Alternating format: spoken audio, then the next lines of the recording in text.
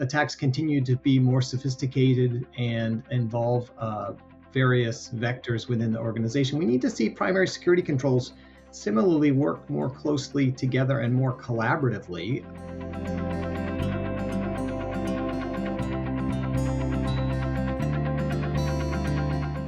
Hi, I'm Melinda Marks, Cybersecurity Practice Director for Enterprise Strategy Group, and I'm excited to be here with my esteemed colleagues, Cybersecurity Principal Analysts John Grady and Dave Gruber, to talk about predictions and what we expect to see in 2024. John, let's start with you. What are you expecting for the year? Yeah, a couple things, Melinda. On the threat side, I've been thinking about kind of how some pieces fit together. So, number one, we have the new SEC cyber breach disclosure rules going into effect.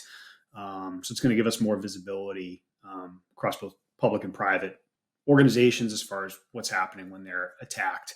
And then from research we've done, we know that SaaS applications are often targeted. We know that um, the interconnectedness of SaaS applications is increasing. So we've had sanctioned and unsanctioned apps in the past. Now you have all these third-party plugins, and organizations really don't have good visibility. We know that the attacks that are targeting SaaS applications are often focused on misconfigurations.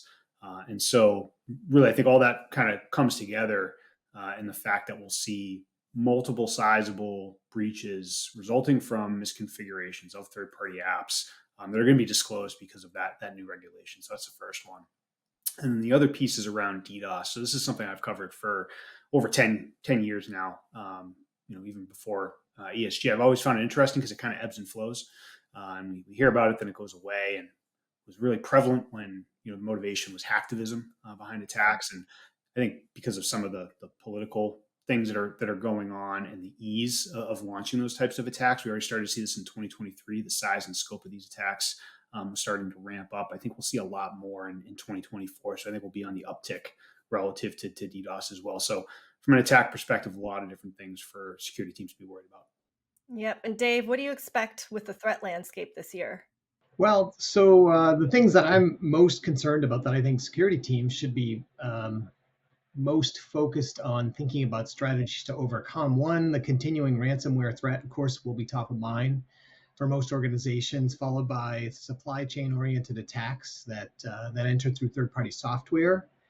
And then the continuation of sort of the variety and sophistication of socially engineered attacks, heavily leveraged through AI technologies that are helping the adversary be more creative and to generate massive quantities of differentiated socially engineered attacks through different tactics, including impersonation techniques through various channels, through communication mechanisms, including not isolated to email, but all the communication and collaboration tools that are in use. And for most organizations, that's many, maybe 10 or more that are in play. Why all this matters? One, I've been covering the security operations XDR solutions front for a long time, so there's a lot of work to be done around detection and response when it comes to all of these threat vectors. So I'm particularly interested in that. But the common theme across all of these attack types, they all are focused on areas within the infrastructure that typical IT and security teams have limited amounts of control over, right? So these are ways that adversaries are attempting to evade traditional controls, and therefore we're trying to go around them all and get users to access things that come from other places. Yep. And John, you've covered network security for many years, and things are evolving rapidly. Of course, in my coverage area, I talk about moving workloads to the cloud, and you have remote workers. What are your thoughts on evolving network security strategies and the impact on the market?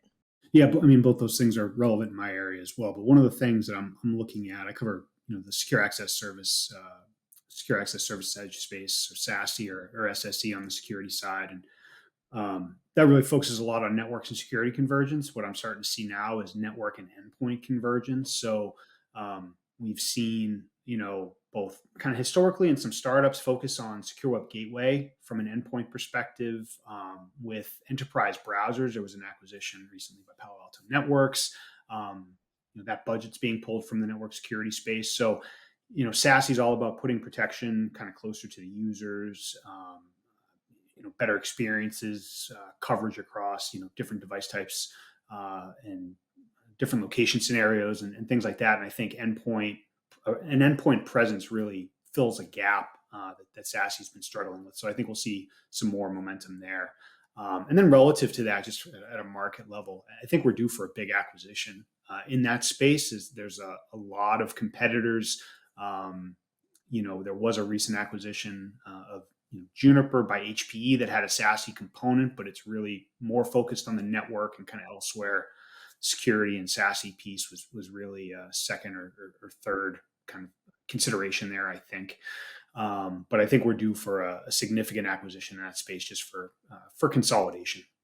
Yeah, definitely things to watch for. And of course, we'll blog on that as they happen. And so, Dave, you were just mentioning, and you've talked a lot over the past year about the need for holistic detection and response capabilities through extended detection and response, or XDR. And as threats continue to grow in sophistication, what other strategies do you think need to change or adapt? Well, as much momentum as we've seen around bringing signals together, sort of post attack or to the right of boom with XDR and SIM, aggregating, correlating, and analyzing, it's time for things to shift in the other direction, all for the same reasons. As attacks continue to be more sophisticated and involve various vectors within the organization, we need to see primary security controls similarly work more closely together and more collaboratively. We begin to see this happen already, of course, as security vendors offer more comprehensive security platforms where they're sharing signals and they're working more collectively in a preventative means. But think about this as shifting left in the sort of security strategies agenda, where you have sort of proactive strategies which help you reduce the attack surface and prepare readiness and various other preparation for potential incidents. And then you have preventative controls, and then you have response and detection and response mechanism further to the right. As we push the security strategies further left into preventative controls, similar to what XDR has done for bringing detection and response together, we want to see these preventative controls work more collaboratively together. Attacks will therefore be intercepted sooner in the attack chain and hopefully reducing damage. To make all this happen, this is going to be more collaboration is needed for disparate security tools to work more collectively together. Great points. And it really drives efficiency and helps security teams to more effectively build their programs. Dave, John, thanks for sharing your thoughts today. For those watching, thanks for watching and stay tuned for more.